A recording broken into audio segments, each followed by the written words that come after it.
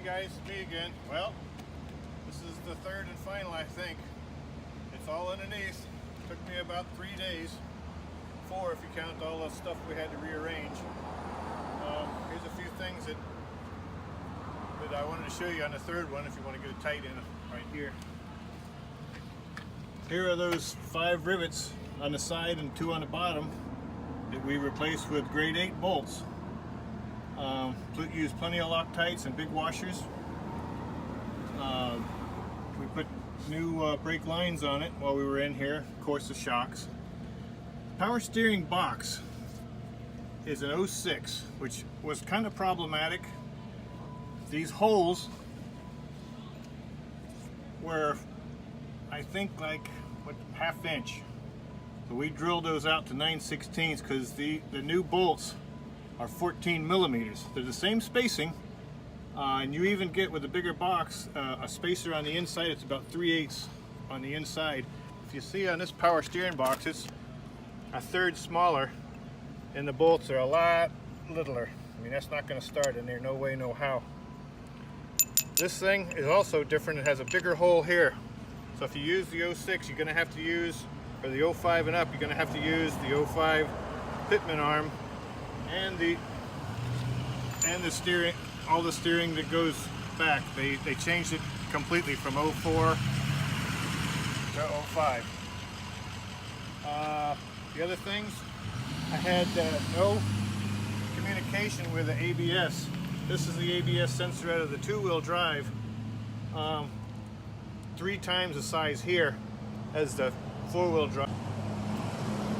But you have to use the 05, 06 hub assemblies, but you can take the 04 pigtail harness, the sensor out, and put the 04 in it. That'll give you, that'll talk to the computer. The ohms are different.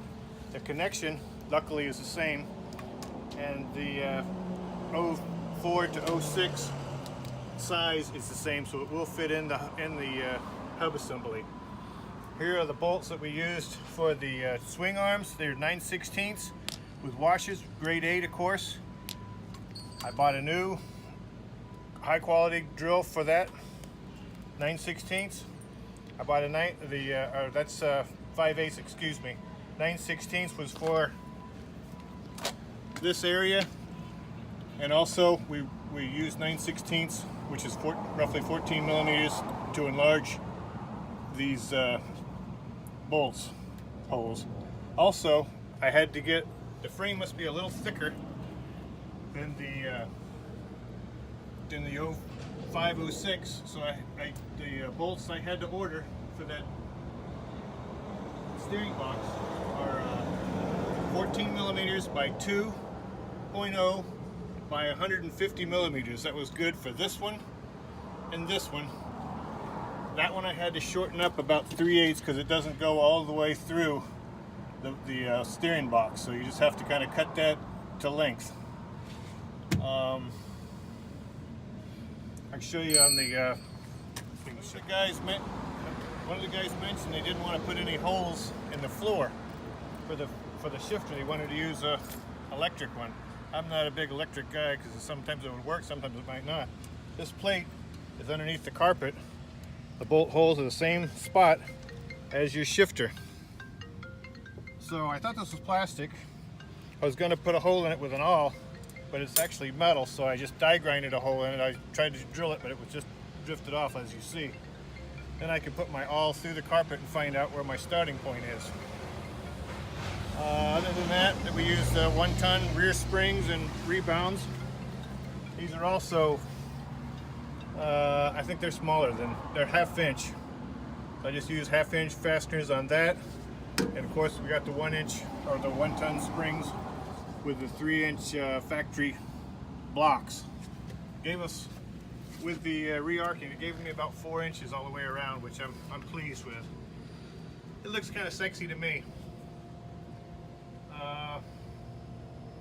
Other than that, I can't think. Oh, the power steering hose, the fittings are different. Yeah, I don't know if we can see this, but